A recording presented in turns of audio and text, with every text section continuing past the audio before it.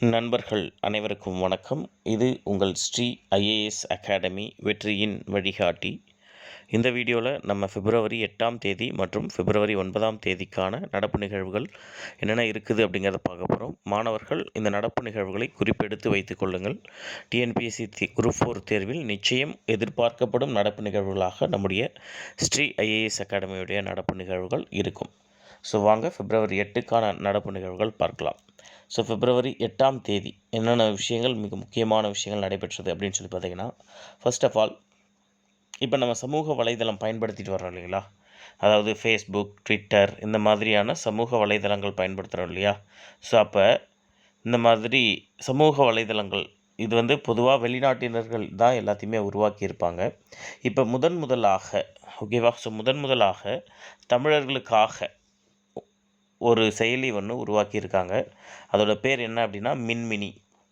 ஓகேவா, ஸோ மின்மினி செயலி முதலாக தமிழர்களுக்காக பிரத்யேகமாக உருவாக்கப்பட்ட ஒரு செயலி. ஸோ இந்த செயலி எதுக்காக அப்படின்னு சொல்லி பார்த்திங்கன்னா, உலகம் முழுவதும் இருக்கக்கூடிய தமிழர்களிடையே ஒரு பிணைப்பை உருவாக்குவதற்காக, ஒரு ஒற்றுமையை ஏற்படுத்துவதற்காக இந்த ஒரு செயலி. ஸோ எப்படி நம்ம ஃபேஸ்புக்கில் ஒருத்தவங்க கூட பேசுகிறோம், அரட்டை அடிக்கிறோம், சேட் பண்ணுறோம், நம்ம வீடியோஸ் அப்லோட் பண்ணுறோம், இந்த மாதிரியெல்லாம் செய்கிறோமோ அதே மாதிரி இந்த மின்மினி செயலிலையும் நாம் செஞ்சுக்கலாம். இதுவும் ஒரு சோஷியல் மீடியா தான். ஓகேங்களா, ஸோ மின்மினி அப்படிங்கிற பெயரில் தமிழர்களுக்கான ஒரு செயலி வெளியிட்டிருக்காங்க. ஸோ அதற்கு அடுத்தது 2023ஆம் ஆண்டிற்கான, ஸோ இதில் 2023ன்னு எழுதிக்கோங்க, 2023ஆம் ஆண்டிற்கான சிறந்த வணிக பெண் விருது. ஓகேவா, ஸோ வணிக பெண் விருது யாருக்கு வழங்கியிருக்காங்க அப்படின்னா, டாக்டர் ஃபினா மோடி அப்படிங்கிற பெண்மணிக்கு வழங்கியிருக்காங்க. சரியா, ஸோ 2023 சிறந்த வணிக பெண் விருது யாருக்கு வழங்கியிருக்காங்க அப்படின்னா, doctor Fina Modi. So Modi Enterprises நிறுவனத்தினுடைய தலைவர் தான் இந்த ஃபினா மோடி. மோடின்னு வர்றதுனால மோடிக்கும் இவங்களுக்கும் ஏதாச்சும் கனெக்டிவிட்டி இருக்குமா அப்படின்ற மாதிரிலாம் யோசிக்காதீங்க. அது வேறு, அவர் வேறு, இவங்க வேறு. மூணாவது முக்கியமான பாயிண்ட் என்ன அப்படின்னா, இந்தியாவினுடைய முதல் ஏஐ பள்ளி. ஏஐ அப்படின்னா செயற்கை நுண்ணறிவு, ஆர்டிஃபிஷியல் இன்டெலிஜென்ஸ் அப்படின்னு நம்ம இங்கிலீஷில் சொல்லுவோம். இந்தியாவினுடைய முதல் செயற்கை நுண்ணறிவு பள்ளி சமீபத்தில் எங்கு திறந்து வைத்திருக்கிறார்கள் அப்படின்னு சொல்லி பார்த்தீங்கன்னா, கேரளாவுடைய தலைநகரான திருவனந்தபுரத்தில் திறந்து வச்சுருக்காங்க. இந்த பள்ளியை திறந்து வைத்தவர் யார் அப்படின்னா, முன்னாள் குடியரசுத் தலைவரான ராம்நாத் கோவிந்த் அவர்கள் திறந்து வச்சுருப்பாங்க.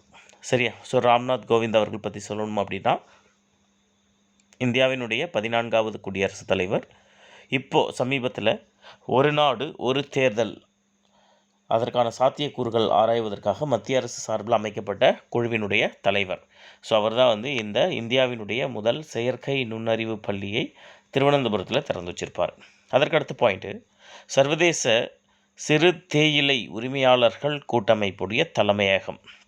ஓகேங்களா, சர்வதேச சிறு தேயிலை, பெரிய அளவில் இல்லை, சின்ன சின்ன உரிமையாளர்கள். ஓகேவா, ஸோ சிறு தேயிலை உரிமையாளர்கள் கூட்டமைப்பின் தலைமையகம்.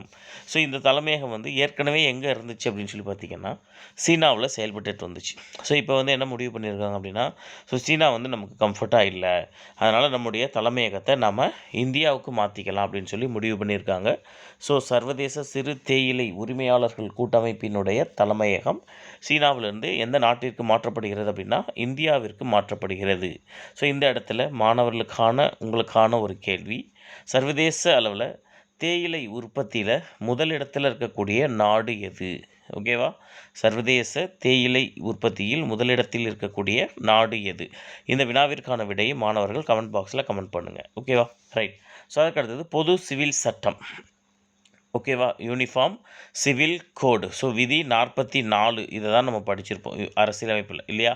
நாடு முழுவதும் ஒரே மாதிரியான பொது சிவில் சட்டம். ஸோ இந்த பொது சிவில் சட்டம் கொண்டு வருவதற்கான மசோதாவை நிறைவேற்றிய முதல் மாநிலமாக உத்தரகாண்ட் இருக்குது. ஓகேவா, ஸோ மசோதா தான் நிறைவேற்றிருக்காங்க, இன்னும் சட்டமாக வரலை. பட் ஆனாலும் இதுவும் மறக்காமல் ஒரு ஞாபகம் வச்சுக்கோங்க, ரைட்டா. ஸோ பொது சிவில் சட்டம் கொண்டு வருவதற்கான மசோதா நிறைவேற்றிய முதல் மாநிலமாக உத்தரகாண்ட் திகழ்கிறது. ஸோ உத்தரகாண்டினுடைய முதல்வர் பார்த்திங்க அப்படின்னு சொன்னால் புஷ்கர் சிங் தாமி அவர்கள் தான் இந்த மசோதாவை தாக்கல் பண்ணியிருப்பார். ஓகேவா, ஸோ அதே போல் பொது சிவில் சட்டத்தை அமல்படுத்துவது தொடர்பாக ஓகேவா? நாடு முழுவதும் பொது சிவில் சட்டத்தை நடைமுறைப்படுத்துவது தொடர்பாக மத்திய அரசாங்கம் ஆராய்வதற்காக அமைக்கப்பட்ட குழு தான் வந்து பார்த்திங்க அப்படின்னா ரஞ்சனா பிரசாத் தேசாய் குழு. ஓகேவா? பொது சிவில் சட்டத்தை நடைமுறைப்படுத்துவது தொடர்பாக ஆராய அமைக்கப்பட்ட குழு ரஞ்சனா பிரசாத் தேசாய் குழு. ஸோ நீர் மாசு தடுப்பு மற்றும் கட்டுப்பாட்டு சட்டம். நீர் மாசு தடுப்பு மற்றும் கட்டுப்பாட்டு சட்டம் எந்த ஆண்டு கொண்டு வரப்பட்டது அப்படின்னா 1974ஆம் ஆண்டு கொண்டு வரப்பட்டது. இப்போது சமீபத்தில் என்ன பண்ண போகிறாங்க அப்படின்னா மத்திய அரசாங்கம் இந்த நீர் மாசு தடுப்பு மற்றும் கட்டுப்பாட்டு சட்டம் 1974ல் திருத்தங்கள் மேற்கொள்வதற்காக மத்திய அரசு முடிவு பண்ணியிருக்காங்க. ஒரு சில கரெக்ஷன்ஸ்லாம் அப்டேட் பண்ணணும், கரெக்ஷன்ஸ்லாம் செய்யணும் அப்படின்னு சொல்லி மத்திய அரசாங்கம் முடிவு பண்ணியிருக்கிறாங்க. ரைட். ஸோ நீர் மாசு தடுப்பு மற்றும் கட்டுப்பாட்டு சட்டம் 1974 இதில் திருத்தம் மேற்கொண்டு வர மத்திய அரசாங்கம் முடிவு செஞ்சுருக்காங்க. அதுக்கடுத்த பாயிண்ட்டு டாக்டர் அகமது அவாத் பின் முபாரக். டாக்டர் அகமது அவாத் பின் முபாரக். ஸோ இவர் வந்து பார்த்திங்க அப்படின்னா ஏமன் நாட்டினுடைய புதிய பிரதமராக தேர்வு செய்யப்பட்டிருக்கார். ஏமன் நாட்டினுடைய புதிய பிரதமராக அகமது அவாத் பின் முபாரக் அவர்கள் தேர்வு செய்யப்பட்டிருக்காரு. ஏமன் நாட்டினுடைய தலைநகர் தான் வந்து பார்த்திங்க அப்படின்னா சனா, SANWA, சனா அப்படிங்கிறது. ஓகேங்களா? ஸோ இது எல்லாமே பிப்ரவரி 8ஆம் தேதிக்கான நடப்பு நிகழ்வுகள். பிப்ரவரி 9ஆம் தேதிக்கான நடப்பு நிகழ்வுகள் என்னென்ன இருக்குது அப்படிங்கிறத பார்க்கலாம். அதில் ஃபஸ்ட்டு பாயிண்ட்டு ரொம்ப ரொம்ப ரொம்ப முக்கியமான ஒரு பாயிண்ட். ஓகேங்களா? ஸோ ஏன் அப்படின்னா இது வரைக்கும் வழங்கப்பட்டு வந்த மரபை தற்பொழுது நம்ம என்ன பண்ணுறோம் அப்படின்னா மீறறோம். அதாவது இது வரைக்கும் ஒரே வருஷத்தில் அதிகபட்சமாக 3 பேருக்கு தான் பாரத ரத்னா விருது வழங்கப்பட்டு வந்திருக்கிறது இதுவரை. சரிங்களா? ஸோ அதன்படி 1954 பாரத ரத்னா விருது எப்போ உருவாக்குறாங்க அப்படின்னா 1954 உருவாக்குறாங்க. அதன்படி முதல் 3 நபர்களாக யார் வாங்குறாரு அப்படின்னா Rajaji, sir CV Raman, doctor Rajendra Prasad. So இவங்க 3 பேரும் தான் முதலாக பாரத ரத்னா விருது வாங்குறாங்க 1954. அதே போல் கடைசியாக 2019 பாரத ரத்னா விருது கொடுக்கும் பொழுதும் 3 பேருக்கு கொடுக்குறாங்க. பூபேன் ஹசாரிகா, நானாஜி தேஷ்முக், பிரணாப் முகர்ஜி 3 பேருக்கு கொடுத்துருப்பாங்க. ஸோ அப்போ ஒரு வருஷத்தில் அதிகபட்சமாக இந்த பாரத ரத்னா விருது அப்படிங்கிறது இதுதான் இந்தியாவினுடைய உயர்ந்த விருது, இந்திய அரசாங்கத்தின் உயர்ந்த விருது. ஸோ அதிகபட்சமாக ஒரு வருஷத்தில் 3 பேருக்கு தான் வழங்கப்பட வேண்டும் அப்படின்னு இருந்த நிலைமையில் இப்போ என்ன பண்ணுறாங்க அப்படின்னா அந்த விதியை கொஞ்சம் தளர்த்துறாங்க. சரிங்களா? ஸோ அப்போ என்ன பண்ணுறாங்க, ஏற்கனவே கர்பூரி தாகூர் பீகாரினுடைய முன்னாள் முதல்வர், LK அத்வானி, ஸோ பிஜேபியுடைய one of the founder. So இவங்க 2 பேருக்கு ஏற்கனவே பாரத ரத்னா விருது கொடுத்துருக்காங்க அப்படிங்கிறத பார்த்துருப்போம். ஸோ இப்போ 3ஆவதாக PV நரசிம்மராவ் அவர்களுக்கும் பாரத ரத்னா விருது வழங்கப்படும் அப்படின்னு அறிவிச்சிருப்பாங்க. சரண் சிங் அவர்களுக்கு. ஸோ PV நரசிம்மராவ், சரண் சிங் இவங்க எல்லாருமே இந்தியாவினுடைய முன்னாள் பிரதமர்கள். ஓகேங்களா? ஸோ அதே போல் நம்முடைய வேளாண் தந்தை MS சுவாமிநாதன், பசுமை புரட்சியின் தந்தை MS சுவாமிநாதன் அவர்களுக்கும் சேர்த்து மொத்தமாக 5 பேருக்கு இந்த வருஷத்தில் பாரத ரத்னா விருது அறிவிக்கப்பட்டிருக்கிறது. ஸோ 2024 பாரத ரத்னா விருது 5 பேருக்கு அறிவிக்கப்பட்டிருக்கனால நிச்சயமாக வரக்கூடிய குரூப் 4 தேர்வில் பாரத ரத்னா அப்படிங்கிற தலைப்பிலேருந்து ஒரு கேள்வி நிச்சயமாக இடம்பெறுவதற்கு நிறைய வாய்ப்புகள் இருக்கிறது. எனவே மாணவர்கள் இந்த தலைப்பை நல்லா படிச்சுக்கோங்க. சரியா? ஸோ அதே மாதிரி MS சுவாமிநாதன் இருக்கார் இல்லையா? ஸோ அவரை பற்றின கேள்விகளும் நிறைய வர்றதுக்கு வாய்ப்புகள் இருக்கும். மறக்காமல் ஞாபகம், எல்லா பரீட்சையிலுமே அவரை பற்றி கேட்பாங்க. பசுமை புரட்சி பற்றி கேட்டுட்ருக்காங்க. ரைட். ஸோ அதற்கடுத்தது சிந்து. இவங்க வந்து ஒரு பெண்மணிங்க. ரைட், ஒரு திருநங்கை. ஓகே, சிந்து அப்படிங்கிறவங்க தெற்கு ரயில்வேயினுடைய முதல் திருநங்கை டிக்கெட் பரிசோதகராக நியமனம் செய்யப்பட்டிருப்பாங்க.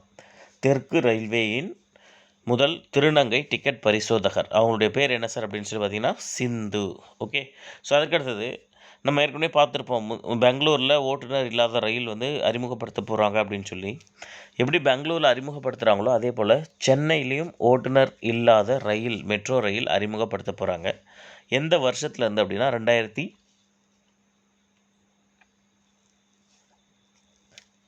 2026 அறிமுகப்படுத்துகிறாங்க. சரியா? ஸோ சென்னையினுடைய முதல் ஓட்டுநர் இல்லாத மெட்ரோ எப்போ அறிமுகப்படுத்துகிறாங்க அப்படின்னா 2026 அறிமுகப்படுத்துகிறாங்க. ஸோ அதற்கடுத்தது இந்த கண்டென்ட்டும் ரொம்ப முக்கியம். ஓகேவா? ஸோ லோக்பால் அப்படின்னா நம்ம எல்லாருக்குமே தெரிஞ்சிருக்கும். மக்கள் அதிகாரம். லோக்பால் அப்படின்னா மக்கள் அதிகாரம் அப்படிங்கிறது. ஸோ ஊழலில் ஈடுபடக்கூடிய பிரதமர், எதிர்க்கட்சி தலைவர், அமைச்சர்கள், அரசு அதிகாரிகள் இவங்க எல்லாரையுமே விசாரிக்கக்கூடிய அமைப்பு தான் வந்து இந்த லோக்பால் அமைப்பு. லோக்பால் அமைப்பை பொறுத்த வரைக்கும் இந்தியாவில் யாரை வேணாலும் விசாரிக்கலாம் அப்படிங்கிற ஒரு வழிமுறை அவங்களுக்கு வழங்கப்பட்டிருக்கும். ஸோ இந்த லோக்பால் சட்டம் எப்போ கொண்டுட்டு வராங்க இந்தியாவில் அப்படின்னா 2013 கொண்டுட்டு வராங்க. லோக்பால் அமைப்பினுடைய முதல் தலைவர், இந்தியாவில் லோக்பால் அமைப்பினுடைய முதல் தலைவராக பினாகி சந்திரகோஸ் அவர்கள் நியமனம் செய்யப்பட்டிருப்பார். பினாகி சந்திரகோஸ் அவர்கள்.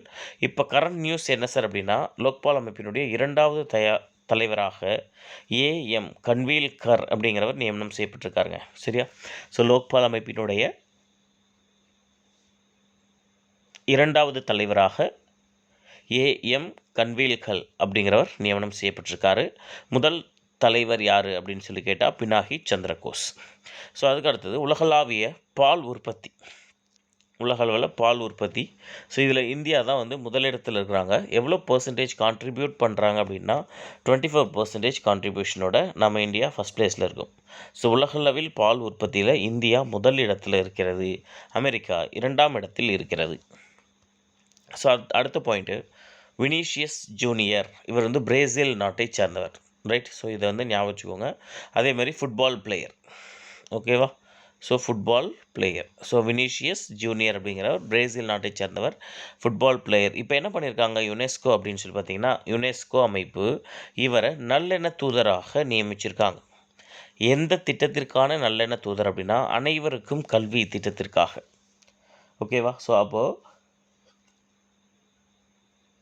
இந்த கேள்வி இப்படி கேட்கலாம் பாருங்கள். ஸோ அனைவருக்கும் கல்வி திட்டத்திற்காக யுனெஸ்கோவால் நல்லெண்ண தூதராக நியமிக்கப்பட்டவர் யார்?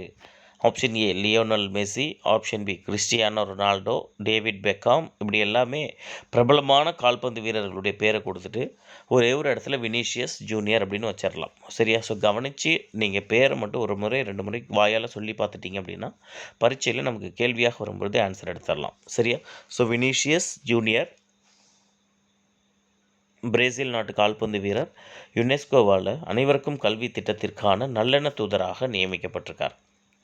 ஸோ அதுக்கு அடுத்தது ஆண்டின் சிறந்த விளையாட்டு வீரர் விருது. ஸோ இது வந்து கவர்மெண்ட்டில் கொடுக்கல, ஸ்டார் ஸ்போர்ட்ஸ் அப்படின்னு சொல்லக்கூடிய ஒரு தனியார் அமைப்பு தான் வந்து இதை கொடுக்குறாங்க.